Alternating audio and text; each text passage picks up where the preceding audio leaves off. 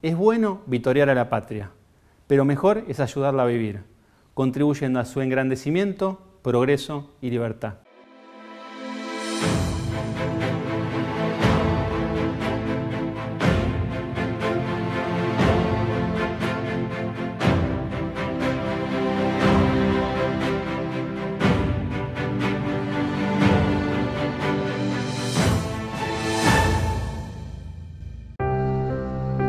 Enrique Carlos Alberto Mosconi nació el 21 de febrero de 1877 en Buenos Aires. Él era hijo de un italiano, Enrico Mosconi, que va a venir a la Argentina contratado por el gobierno de Santa Fe. ¿Cuál era la función que tenía Enrico Mosconi? El tendido de una serie de líneas de ferrocarril. Tenemos que tener en cuenta cuál era el contexto de la Argentina en esos momentos. La Argentina viene encarando hace unas décadas un proceso de modernización que se va a acelerar a partir de la presidencia de Bartolomé Mitre. Se caracteriza por el tendido de las líneas de ferrocarril, por el tendido de las líneas de telégrafo, por traer expertos, científicos, artistas, para que esa Argentina que se había quedado en el tiempo, porque había estado concentrada en todo lo que había sido su proceso de guerras civiles, se modernice. En ese contexto viene el padre Enrico Mosconi y va a conocer a una criolla, a María Juana Canaveri, que viene con una larga tradición de familia castrense. Había dos tíos de él que se habían destacado mucho. Uno era Tomás Onésimo, que era sacerdote, era capellán castrense, y el otro tío, que era Ángel, había participado junto al general Roca en las campañas al desierto. Enrique va a escuchar de parte del padre todo lo que son los relatos vinculados con su actividad profesional, con los ferrocarriles, con el progreso, y por parte de la madre, todo lo que eran las historias familiares vinculadas con el ejército. La familia va a estar un tiempo en Italia. Ahí va a fallecer la madre y después ya se radican definitivamente en la Argentina.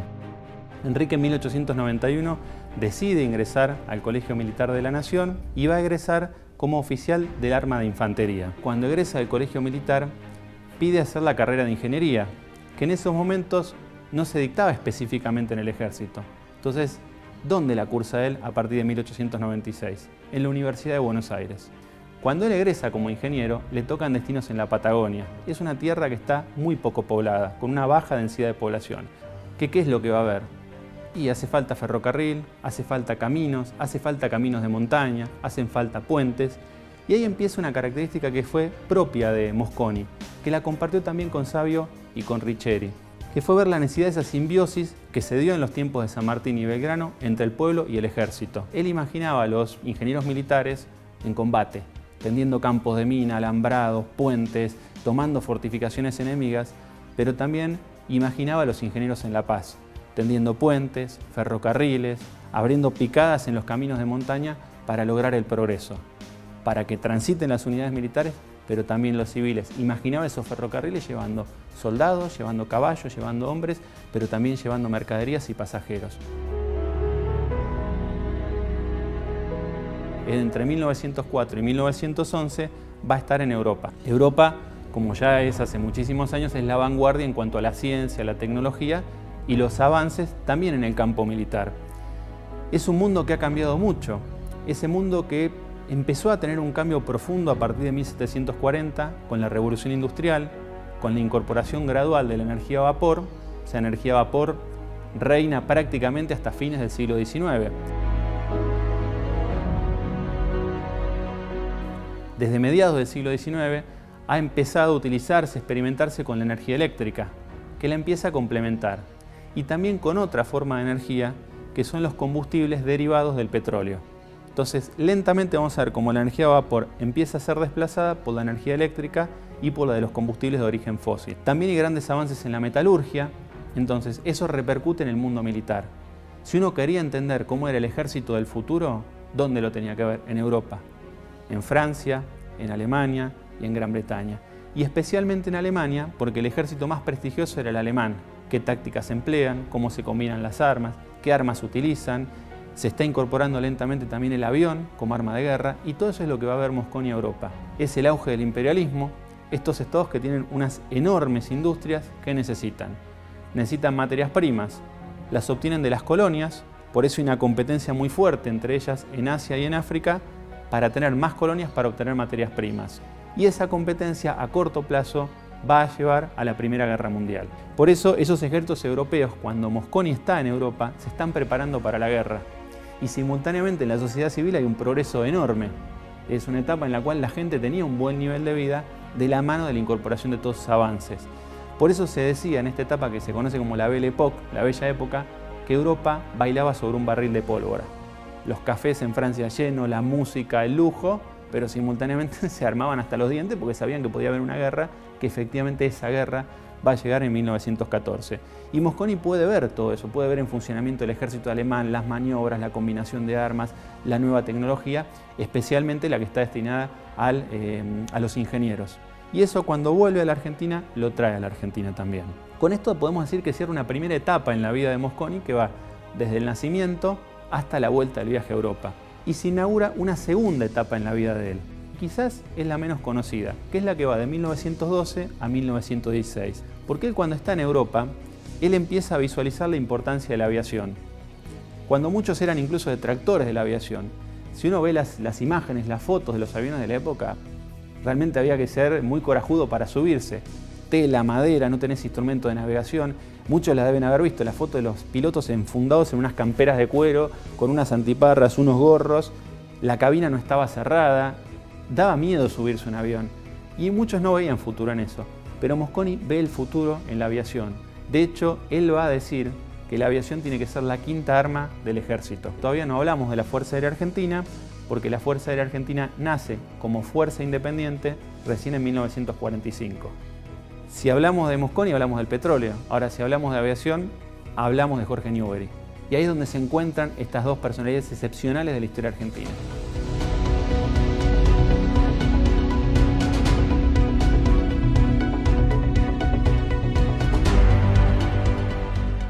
Inicialmente la aviación no nace dentro de nuestras Fuerzas Armadas, nace del mundo civil. Y Newbery, que era un hombre que tenía bastantes recursos económicos, era realmente un personaje, era un aventurero fanático del esgrima, es el que trae el boxeo.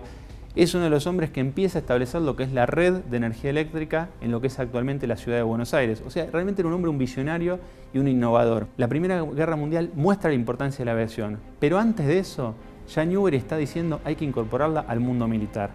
Y encuentra un hombre que recibe esa iniciativa que es Mosconi. Es así que se produce un hito fundamental en la historia del desarrollo argentino, que es el 10 de agosto de 1912 se funda la Escuela de Aviación Militar. ¿Cómo se consiguen los primeros aviones propios? Con donaciones. Se hacen suscripciones. Las empresas tabacaleras compiten entre ellas para ver quién puede donar mejores aviones para esa naciente Fuerza de Aviación Militar. Y en 1916 se da otro hito. Él lo nombran director de lo que es el Servicio Aeronáutico del Ejército Argentino. Él entre 1912 y 1916 hace una obra enorme. Crea talleres, va a formar mecánicos, va a formar un escuadrón para observación y después, con lo que ha visto en Europa y lo que ha pasado antes, empieza a visualizarse también su uso como para aparatos de bombardeo y de caza. Más adelante se van a traer pilotos franceses que van a instruir a los pilotos argentinos. Entonces vinculamos directamente a Mosconi con Newbery y con lo que es el embrión del desarrollo de la aviación militar en la Argentina. En 1916, cuando él lo ponen al frente del Arsenal Esteban de Luca, el mundo se vuelve a ubicar en un contexto muy particular. 1914 a 1918, Primera Guerra Mundial. ¿Cómo afecta a la Argentina la Primera Guerra Mundial? En muchos, ¿no? Muchos aspectos la va a afectar. Pero hay uno muy vinculado a la actividad de Mosconi, que es la provisión de armamentos. Nuestros proveedores habituales, Francia, Inglaterra, Alemania, no nos vendían armas. ¿Por qué? Porque las necesitaban para emplear ellos en la guerra. Y tampoco recibíamos materias primas críticas necesarias para la guerra.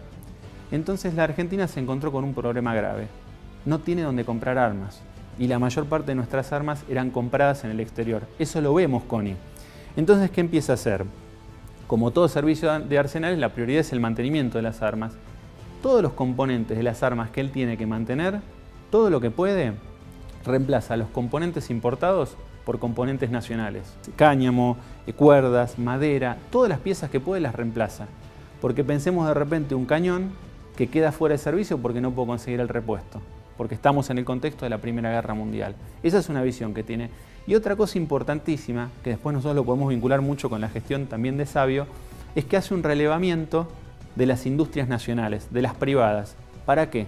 Para ver ¿Qué cosas la industria privada argentina le puede proveer a las Fuerzas Armadas? El petróleo aparece como una fuente de energía tímidamente durante el siglo XIX. Ya se conocía desde la antigüedad. ¿Para qué se usaba antes de que la tecnología permitiera su aplicación al destilarse para crear combustibles? Bueno, había que crear el motor para que funcione con combustible. Pero previamente se utilizaba la brea para asfaltar las calles y sobre todo se utilizaba para extraer querosén. En 1865 tenemos los registros del descubrimiento de algunos yacimientos en Jujuy, después en Salta, después en Mendoza, en la Patagonia, a manos de particulares. ¿Qué hacían esos particulares? En esos pozos de petróleo lo extraían, lo procesaban y obtenían el querosén. Un hito fundamental vinculado con lo que es nuestro desarrollo petrolero y lo que es el mundo de los combustibles se da el 13 de diciembre de 1907. ¿Cuál es ese hito? Ese hito es el descubrimiento de un gran yacimiento, van a ser varios yacimientos de petróleo en Comodoro Rivadavia, en la provincia de Chubut. Estaban buscando unas napas de agua para conseguir agua y en un momento ven que la máquina sale líquido como viscoso. Lo primero que piensan, hay un problema de lubricación, hay algún fluido de la máquina que se nos está escapando. No, de repente explota, digamos, el pozo y sale el petróleo. Y son yacimientos enormes. Pero tampoco es fruto de la improvisación esto, por eso es la importancia de la planificación de la organización, porque en 1904 se había ordenado hacer un mapa geológico de la Argentina. Esa Argentina, que todavía gran parte de su territorio son territorios nacionales, no son ni siquiera provincias, esa Argentina que recién en 1885 ha empezado a consolidar su presencia en la Patagonia, no tiene idea de los recursos que tiene, porque no se investigó. Hay grandes espacios de nuestro país que no tenemos idea de los recursos que tenemos. Había habido algunos estudios muy importantes que había hecho Francisco Pascasio Moreno, el famoso perito Moreno, pero no teníamos idea de la potencialidad que tenía la Argentina. Ese mapa geológico permite empezar a entender cuál es la riqueza mineral que tiene la Argentina. Cuando se descubren esos yacimientos de petróleo en Comodoro Rivadavia, empieza una verdadera batalla que va a marcar muchísimo la vida de Mosconi. ¿Cuál es esa batalla? Mosconi, pensemos que en esa época está en Europa. Es la discusión de quién tiene que explotar ese petróleo. El mundo estaba dominado por dos grandes empresas monopólicas. Van a escuchar con mucha frecuencia la palabra trust. El trust es una empresa que domina un sector de la actividad económica. Todo lo que era extracción del petróleo a nivel mundial lo dominaban dos empresas. Una que era norteamericana y otra que era anglo-holandesa. Y entre ellas se ponían de acuerdo, había a veces roces en algunos lugares, pero entre ellas controlaban todo el mercado del petróleo y de los combustibles, con toda la visión de que en realidad la energía que iba a dominar en el futuro era claramente la derivada del petróleo. Esas empresas, cuando veían algo como lo que había pasado en Comodoro Rivadavia, ¿qué era lo que hacían? Empezaban a presionar para controlar esos yacimientos. Querían ellos tener el monopolio de lo que era el mercado de los combustibles. Y empieza una discusión para que ese recurso que es argentino lo exploten los argentinos y la ganancia le quede a los argentinos. Y a partir de 1922 empieza la etapa de la vida de él, que es por la cual más lo conocemos, que tiene que ver con la creación de YPF. YPF nace el 3 de junio de 1922. Es un decreto del presidente Hipólito Yrigoyen, presidente radical, que ya cuando está terminando su primera presidencia, crea yacimientos petrolíferos fiscales. Vuelvo a insistir en la fecha, 3 de junio de 1922. El 19 de octubre de 1922, Mosconi es nombrado director. Ya es la presidencia del sucesor de Yrigoyen, que es Marcelo Torcuato de Alvear. Y es realmente impresionante, conmueve el trabajo de Mosconi en estos años. Traza un plan en 3 etapas. Él dice, lo primero que tenemos que lograr es la etapa A, que es el autoabastecimiento de combustible. Es decir, la Argentina producía una cantidad muy limitada y el resto que hacía lo importaba, dependía de compañías extranjeras. Nosotros lo que tenemos que lograr es producir la cantidad de combustible que necesitamos nosotros. Hay una anécdota muy particular que influyó mucho en este pensamiento de Mosconi. Cuando él está a cargo de este desarrollo embrionario de nuestra aviación, en un momento los aviones que estaban a cargo de él tienen que hacer un ejercicio militar. Entonces él envía un oficial del ejército que se entrevista con un ejecutivo, con un funcionario de la West Indian Oil Company, que era la empresa que proveía de combustible de aviación al ejército argentino. Este ejecutivo, este joven, le dice que no le va a vender combustible porque la política de la empresa es que hay que pagarlo en el momento. La compra del Estado no es así, no es que el oficial iba con un fajo de billetes y le da... Y entonces este hombre de la West Indian Oil Company se niega a venderle el combustible. Mosconi se indigna, y se indigna por dos cosas. La primera, porque estaba en juego el honor del ejército. De alguna manera esto era poner en duda que el ejército le iba a pagar. Y la segunda, él razona, y esto va a influir decisivamente en su visión sobre lo que tiene que ser YPF, es: esto se dio durante un ejercicio. No pudimos hacer el ejercicio. Ahora, en una situación de guerra, un ejército que no puede mover sus tanques, sus camiones, que no puede mover de repente tampoco la armada sus buques, pierde la guerra. O sea, la cuestión de la defensa del petróleo, del autoabastecimiento del petróleo y de los combustibles es una cuestión de defensa y de seguridad nacional. Es una cuestión estratégica. No es un producto que uno puede ir a comprar a cualquier lado. Y además, ¿quién te lo vendía? Solamente 2 empresas. Y por eso él plantea, la primera etapa es lograr el autoabastecimiento. La segunda etapa es lograr el dominio del mercado y de los precios. Él decía, había que llevar el combustible de YPF y los surtidores a todos los rincones del país. Y eso implicaba entrar en pulseada con esos trusts. ¿Por qué planteaba esto? Porque él decía, de esa forma nosotros vamos a poder controlar los precios. Cada litro de combustible que está en el surtidor tiene un costo. Ese costo tiene que ver con la exploración, con la extracción, con el procesamiento, con el destilado, con la distribución, con los sueldos de los empleados. Él revisa todo el proceso. Hay 2 anécdotas que lo pintan de cuerpo entero. Una muy sencilla, él en un momento tiene que firmar una orden de pago para la empresa que proveía lo que eran los seguros de los empleados. Y él ve que la cifra es altísima. Dice, bueno, lo brindaron el servicio, lo voy a pagar, pero a partir de este momento este servicio lo va a dar el Estado. ¿Por qué? Porque es mucho más económico. Una forma de bajar los costos de producción. Y la otra, que es muy pintoresca, él estaba caminando por las oficinas de YPF y encuentra en el suelo una hoja de papel carbónico. Y estaba buena la hoja de papel carbónico y él se enoja. ¿Por qué? Porque decía que era un recurso del Estado que se estaba desperdiciando. Él entendía que si uno optimizaba lo que eran los costos en cada etapa, que iba desde el papel carbónico hasta la extracción o hasta la destilación, hasta el transporte, iba a bajar el precio del combustible. Cuanto más barato es el combustible, más barato es el flete. Cuanto más barato es el flete, más barato es el producto. Cuanto más barato es el producto, más competitivo es. Proveer de combustible más económico a la industria argentina iba a hacer que la Argentina como potencia económica fuera más competitiva.